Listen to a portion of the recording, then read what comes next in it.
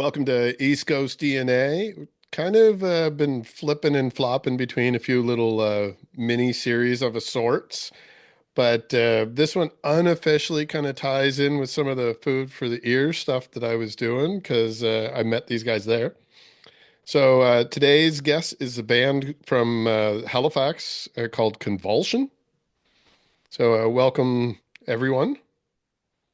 All right. Thank Hey, you. Hello.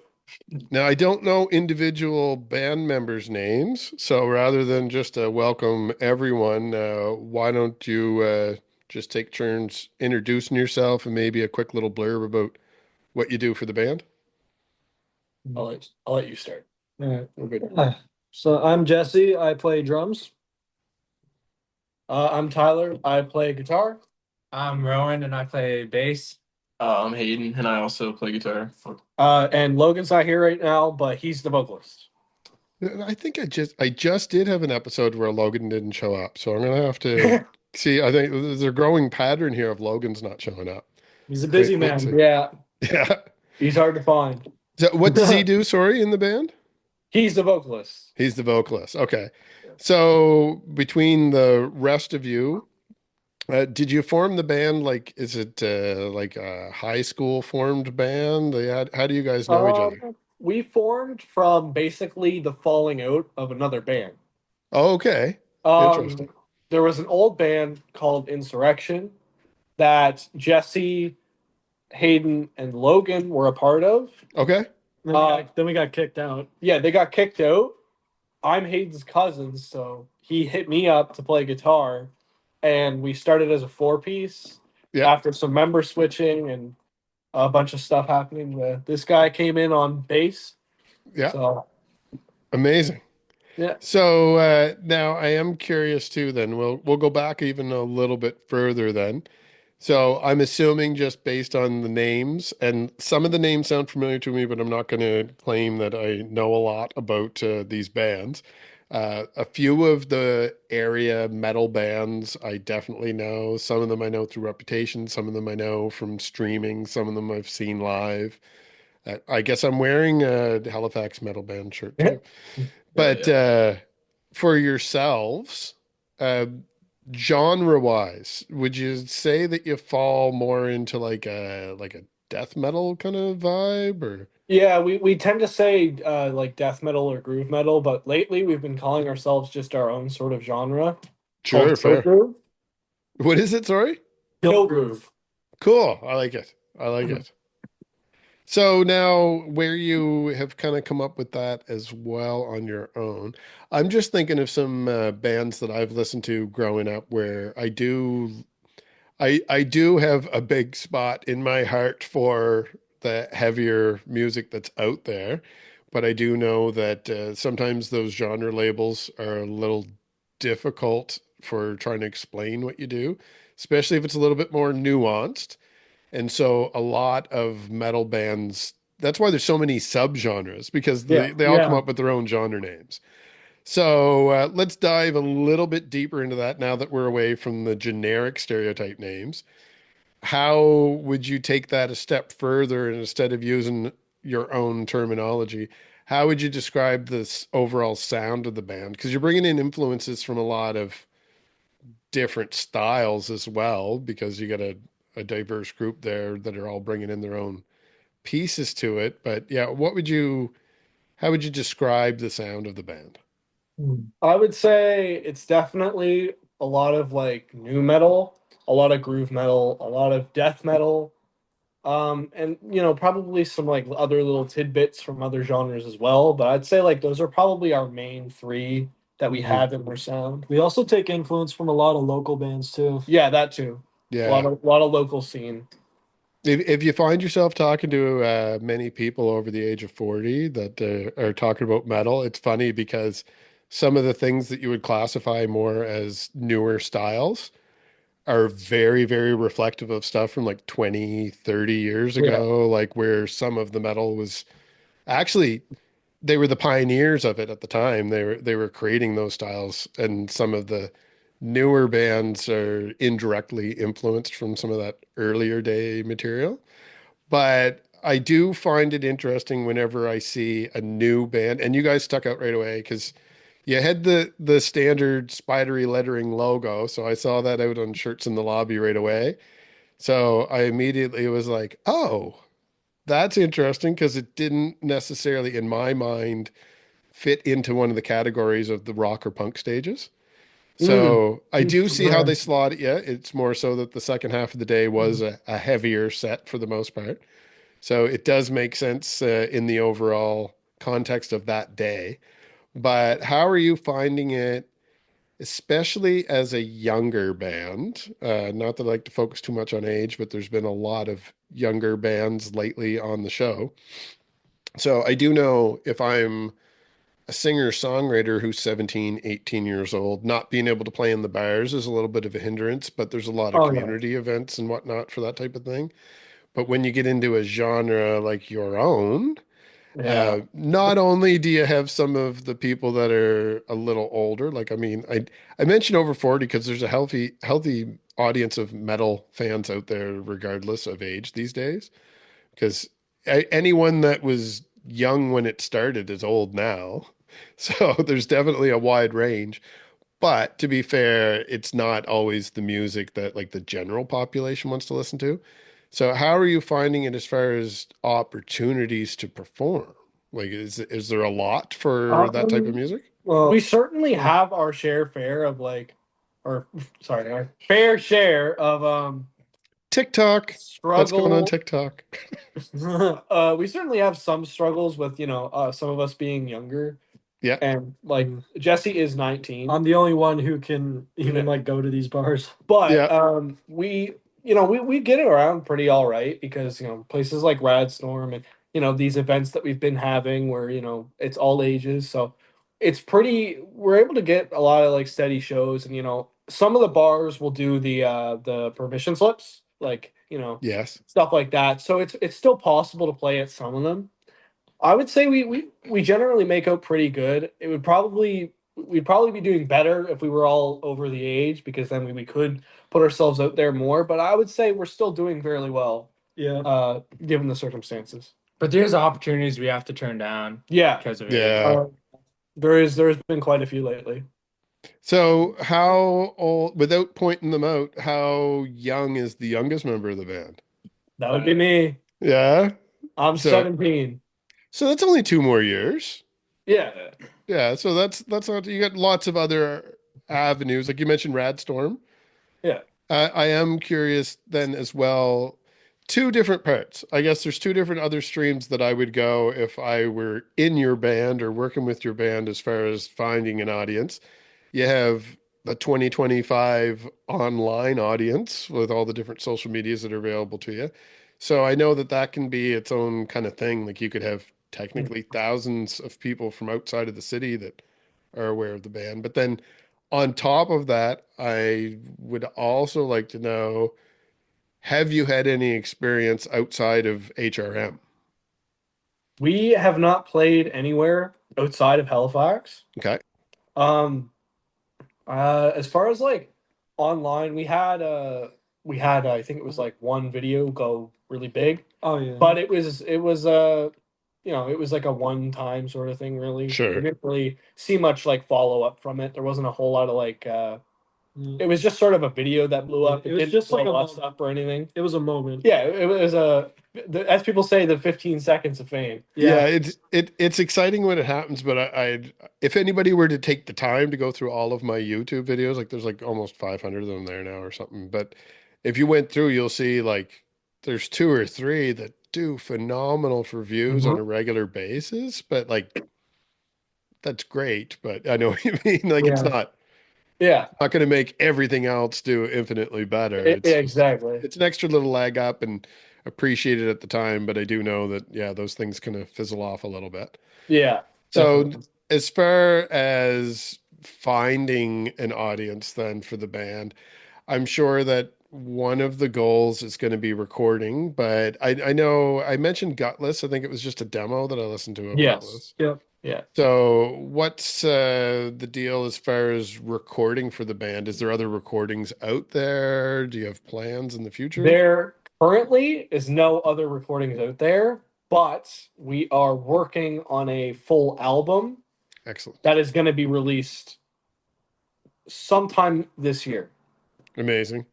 I That's enough to bank on. Maybe I'll have to have you come Yeah. back out when you do have it out and we can talk about the Yeah. album and Absolutely. Absolutely, man. the whole creation of it. But so you mentioned video, so that was a live performance video. Yeah.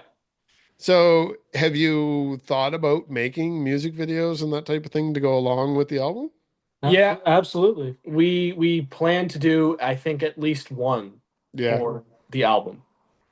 And now it's a little early if the album's not out yet, but as far as the approach to it, are you looking at, is it like a collection of songs that you've already performed live and know that people dig them to some degree, Yeah, or we've been Yeah. playing all these songs for like a good Yeah. 2.5 years now. Cool. I'd Yeah. say. So Yeah. We have played every single song that is on this album live before. yeah. Um, it's certainly they're not exactly the same as we play them live. Some of them, there's Mhm. definitely going to be a little bit of like, oh, that's different. If anyone Yeah. knows them really well live, they'll be able to sort of pick up on some little tiny details that are different. You always pull some fancy tricks in the studio. Yeah, yeah. I've been around a few people on the studio side now, and I'm aware that sometimes it's time to play. You just Yeah. start tweaking stuff, and next thing you know, you get extra little layers in there that were never really intended in the first place. But Yeah. for the most part, the variance is usually a good thing. It's I've had several conversations on the show about the difference between a live performance of a studio album, but in these cases, and I guess I'm familiar with that too, from especially independent bands, you are building up your core audience through those live performances out there. So it is the opposite side of it that, of course, after you've refined it for a bit and then sit down with professional equipment to record it, you're going to be tweaking things a little bit. So it's never going to sound exactly the same unless you intentionally sit down and record it live. Yeah. So now you have recordings coming out, some tentative plans to do some videos. You've had a little bit of success with some of your live videos in the past. Radstorm, we champion all the time on here when we can because there's a lot of bands, especially the last like year or two, maybe a little longer than last year, but the last couple of years, I'm getting a lot of people that are coming on my show that are starting to establish themselves in the music scene, and that's where they came from almost. Well, yeah. That's where we played our first show, and that's like where we first started going to shows. So that place means a lot to us. Yeah. So there is, I mean, I've stated quite a few times on the show when we started, it was as things were starting to reopen, so there was limited options out there, and I was always stating that like we needed all ages venues or all ages festivals or all ages opportunities. I myself, where my kids are a little older, am not as personally concerned about it, but where I talk to a lot of bands like yourselves, I mean, that's still a big issue for me. But it seems to me, from my perspective, in the last year, less than a year though, maybe 6 months, seems like 2025 has more opportunities, but it might just be my vision from what I might be seeing what I want to see. So, from a group of youths that are out there looking for those opportunities, are you noticing that there's any more opportunities this year as I opposed to the past? I would definitely say it Yeah. grows every year. It's certainly like from It when we does. started, there was a lot less options than there is now. It's Uh, always going up. I'd say it even grows with every show because after every show, we always More get and more. messages from a bunch of bands being like, "Hey, you guys want to get on this bill?" Yeah. So Yeah. This is, I mean, for the people, like I said, over 40, that this is something that a lot of us, especially when I started podcasting, were talking about is that when in our youth, we didn't necessarily have the internet for a lot of us, if I hit the demographic right age-wise. So garage bands were a big thing because people had time on their hands and they wanted to do stuff. And then because there was so many of those, people wanted to play shows. So then we started having like youth centers and all ages shows, and certain venues would, like you say, there's permission slips, but like they might open early or open on a night when they don't serve alcohol. There Mm. was a lot of those opportunities came out in the late 90s. It seemed like in the early 2000s, some of it kind of fizzled out. And I know cities are a little different because they have a higher population. They can maintain that stuff longer. I know that the pavilion almost disappeared at one point, but it's back nice and strong now. And it seems like there's been a few different opportunities. Like the Lighthouse Art Center just hosted the Food for the Ears where I met you, but you were also, I believe you were one of the bands that participated in the Pavilion Battle of the Bands. That Yes. Yeah. was that actually performed at the Lighthouse? Yes. Yeah. It Yeah, was yeah, performed okay. there. That, Yeah, that was like our first time like really playing at the Lighthouse. Yeah. yeah, it's a beautiful stage, so it's an amazing opportunity. Considering the flip side is that if you're trying to play, I'm not picking on any of these venues for any knowledge, but let's say the Marquee, it might be harder for you to get in somewhere like that Oh yeah. because, like, one, they have all these established acts that are also lining up at their door to play, Yeah. but two, because you're for the most part minors, it's a little bit Mm. problematic for them to bring you in the first place. Yeah. Like even the one time I went to go to the Seahorse because the Seahorse is also connected to the Yes. Marquee, that they double ID'd me. So I was like, wow, it's really hard for underage bands to play in bars Oh in this yeah, city. yeah, it would be. And then I kind of paused there when I said the Marquee too, because I was going to say the Seahorse, thinking that if I was in your band, that's where I'd want to play. Oh But yeah, I thought maybe they might even have. I think I just see younger bands there a lot, but not necessarily minors. Yeah. So something to keep an eye out for in the future. But it does seem like there's a lot more opportunities out there. So I think, and based on your somewhat confirmation of that theory, I think that we're actually seeing a trend out there in the industry that maybe what it is that the younger generations are not only playing more, that maybe those years of lockdown inspired a lot of people to pick up some instruments and learn some of those skills. So I have echoed it a few times on this show before, but I think that we're kind of seeing a resurgence in the East Coast music scene that's very similar to what happened in the 90s, where there was that type of vibe where a lot of people were picking stuff up, and then we had to create venues for those people to perform, and then we had fans because people were going to those shows. I think Yeah. we're right at that kind of stage again, but much like you said, it seems like there's an upswing right now for the all ages and the younger bands. absolutely. So I definitely hope that the momentum continues. And I mean, kudos to the group of you guys as well, because I mean, it's one thing that you're playing at Radstorm, but you're not just resting on your laurels and saying that's the only venue available. You're putting effort there, looking for other opportunities, and you've had at least two performances now on that Lighthouse stage. So that's a pretty impressive resume for how long did you say this has officially been a band? Like 2 years? 2.5. Yeah. Yeah. So, there's not too many bands that have been playing 2.5 years that hit that stage twice. Yeah. Well, I think it was technically three times because we did two rounds of Oh, battle. Yeah, And there's then we did Yeah. We did the food. there was our first round, and then we won that. Then we went to the final round. yeah. and now I know back at the time of those, the band Bloodprint was actually on one of these episodes. And now I would encourage people to go out and listen to it, but I know that I had technical issues and it's hard to listen to. So you can go listen to it, and the band's no longer a band. So, I mean, it's a little bit of history out there. That's why I leave it up. But maybe someday I'll go back and revisit it, see if I can, if I develop new audio editing skills in the meantime. But is there a lot of bands that would be one that would be a slightly different genre, but they were a heavier form of rock or definitely a metal band, I guess? So do you find that you have many peers in your area, like as far as Oh, other bands to play absolutely. with? Yeah? I would say we definitely have a lot of like there's a lot of local metal bands, but as far as youth local metal bands, I don't even think there is another youth metal band No, that we know. I don't believe there is. Except for in PEI. Yeah, in PEI, The but only other one in Halifax was Bloodprint, and well, and they no longer Yeah. exist. So I was a member of Bloodprint at one point. Okay. yeah.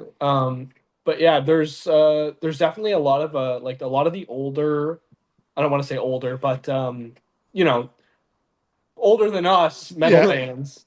Um, a lot of them are very helpful towards us. We've had Oh, a lot of great experiences. And some good those opportunities. I'm aware of. I'm not sure if you'd be aware of it, but I'll do an early shout out. One of the local people that puts on shows in my home area in Pictou County, Mike Hatfield, has a big birthday party music festival every year. Yeah. And that would include probably about a dozen or more of those bands that you're talking about that probably helping you out. I'm not going to bother listing all of them off because I Yeah. might not hit right on the specific ones that you're talking about. But I guarantee if you go out and take a time to just look on Facebook for Mike Fest, there's another show coming up this summer, and I think he has 21 bands already booked for it. Damn. So yeah, definitely something for you guys to check out. Yeah. And since we're on the topic, and if he happens to be watching this, Mike, maybe you should check out these guys too. They're looking for gigs, and I think you have the ability of getting them in, even though they're minors. So there's one. So maybe in the future, I know he has a stacked bill this year, but he has a birthday every year. So Yeah. we'll have to wait and see where that goes. Now, I also know that there's a healthy metal scene in pretty much every small community. You just can't always bring them onto one place because there's not always a venue in those communities. But another music festival that I'm aware of that's been going, I think this is like they've been going a couple years anyway. There was at least the last couple years they had them, but there's like Gutter Fest as well. There's probably Oh, yeah. other, Yeah. probably more bands that would be in your circle as well. But I still can't think of too many more like Halifax area Yeah. festival type lineups, but I do know that there's a lot of individual bands. So sounds like you've already networked yourself into the right scene for your hometown.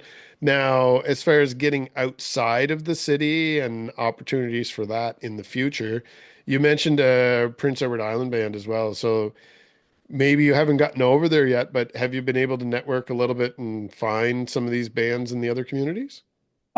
Definitely we've definitely talked to Yeah. a lot of bands that aren't necessarily from Halifax around like this the surrounding provinces. Definitely we've talked to probably quite a few, I would say. Yeah.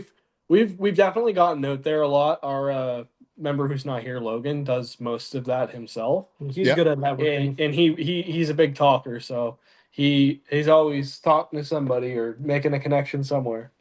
It sounds like somebody I'd probably get along with quite well. So if we haven't met Oh, yeah. already.